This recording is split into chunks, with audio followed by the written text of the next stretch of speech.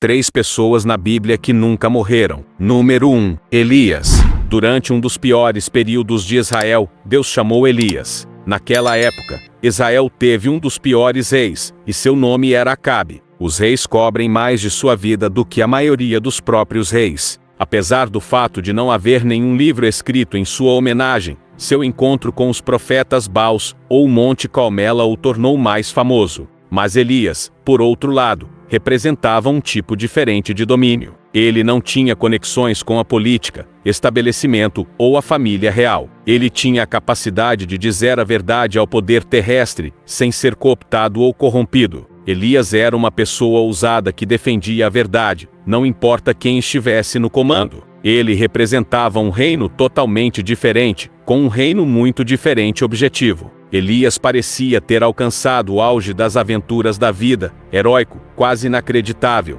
mas humilde de coração. Mas ele estava prestes a superá-las. Ele estava prestes a evitar a morte. A partida imortal de Elias o coloca na escassa categoria de imortal. Partidas, embora nunca nos seja dito quando ou como Deus fez isso, fica claro pelo contexto que ele informou Elias sobre sua partida iminente. Deus revelou isso aos filhos dos profetas, bem como a Eliseu, o velho amigo íntimo do velho profeta e sucessor divinamente escolhido de Elias. Vira-se para seu amigo e pergunta: "O que posso fazer por você antes de ir, antes que o Senhor me tire desta terra?" Enquanto eles continuavam e conversavam, eis que uma carruagem de fogo com cavalos de fogo apareceu de repente, e separou os dois deles. E Elias subiu para o céu em um redemoinho. Isso é fantástico. Eles estavam caminhando juntos e conversando. Elias não estava pregando ou profetizando no momento. Eram apenas os dois amigos próximos andando e conversando juntos.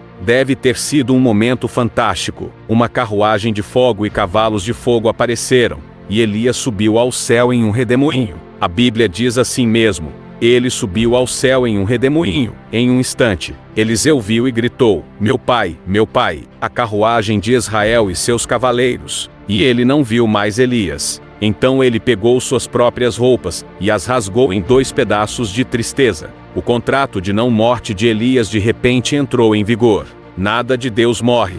Quando um homem ou mulher de Deus morre, tendemos a esquecer que Eliseu é um excelente exemplo, e Deus sempre tem um plano. Considere isso: ele teve seus homens e mulheres em todas as épocas para continuar seu trabalho ao longo dos tempos. Deus nunca ficou frustrado, se perguntando o que meu povo fará agora que ele se foi, agora que ele não está mais com eles. Nosso Deus Criador é todo-poderoso e nunca lhe faltam suprimentos. Eliseu ficou surpreso e assustado por um breve momento, mas isso não durou muito. Ele se abaixou e pegou o manto do profeta, relembrando as palavras de Elias. Ele atravessou o Jordão, reivindicando o poder, e começou seu próprio ministério profético daquele ponto em diante. Número 2. Enoque. A primeira menção de Enoque é encontrada em Gênesis, capítulo 5. Havia um Enoque que era filho de Caim, e este não é o mesmo Enoque. Quando Enoque viveu 65 anos, ele se tornou o pai de Matusalém.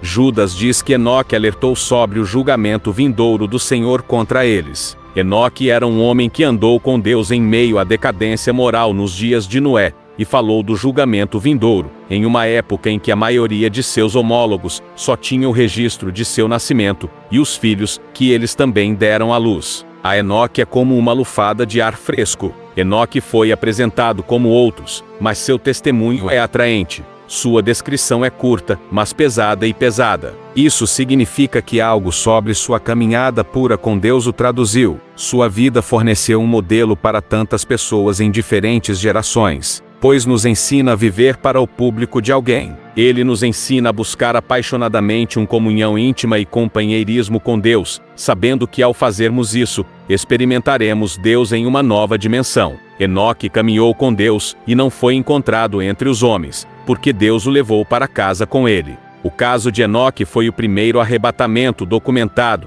como Deus simplesmente o levou. Talvez a comunhão tenha sido tão intensa que a presença de Deus simplesmente o envolveu e o levou embora. O livro de Hebreus fala sobre os homens dos quais este mundo não era digno. Pela fé, agradou Deus. Enoque foi arrebatado e levado para o céu, para que não tivesse um vislumbre da morte. E não foi encontrado porque Deus o havia levado. pois antes mesmo de ser levado para o céu, ele recebeu o testemunho ainda registrado de que havia andado com Deus, e lhe agradou. Mas sem fé é impossível andar com Deus e agradá-lo, pois quem se aproxima de Deus deve necessariamente acreditar que Deus existe, e que ele recompensa aqueles que o buscam com sinceridade e diligência. É uma grande garantia saber que Deus sempre preparará suficiente e abundantemente para os seus, e cuidará de nós com ternura, até que floresçamos de todas as maneiras milagrosas. Deus está sempre procurando por sementes fiéis e leais que viverão suas vidas completamente para Ele. Esses são os vasos através dos quais Ele pode realmente usar e manifestar sua glória.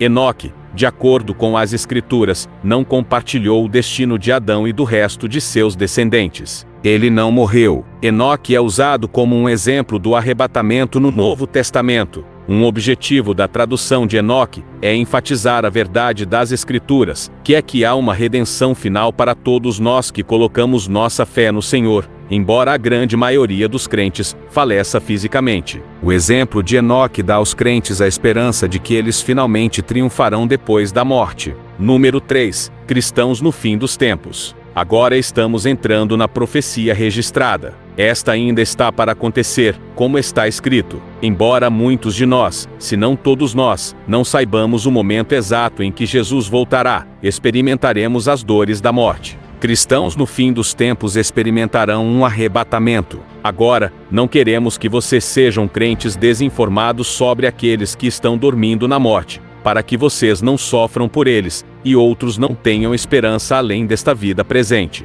Pois se cremos que Jesus morreu e ressuscitou, como de fato o fez, Deus da mesma maneira, ao ressuscitar dentre os mortos, trará consigo aqueles crentes que adormeceram em Jesus. Pois dizemos isto a vocês pela própria palavra do Senhor, que nós, os que ainda estamos vivos, e permanecemos até a vinda do Senhor, de forma alguma, precederemos a sua presença aqueles crentes que adormeceram na morte. Pois o próprio Senhor descerá do céu com um grito de comando, com sua voz de arcanjo, e com o toque da trombeta de Deus, e os mortos em Cristo ressuscitarão primeiro. Então nós, que estivermos vivos e permanecermos na terra, seremos simultaneamente arrebatados, juntamente com eles, os ressuscitados, nas nuvens, para encontrar o Senhor nos ares. E assim estaremos sempre com o Senhor. Portanto, conforte e encoraje um outro com estas palavras sobre o nosso reencontro com os crentes que morreram. Então, em ambos os casos, experimentaremos o arrebatamento durante esse tempo, como Enoque. Os cristãos serão apanhados no ar. Portanto, uma das razões para a tradução de Enoque é que ele prefigura uma geração inteira de crentes que não provarão a morte. Encaminha esse vídeo para um amigo que precisa ouvir essas palavras. Obrigado por assistir. Até a próxima.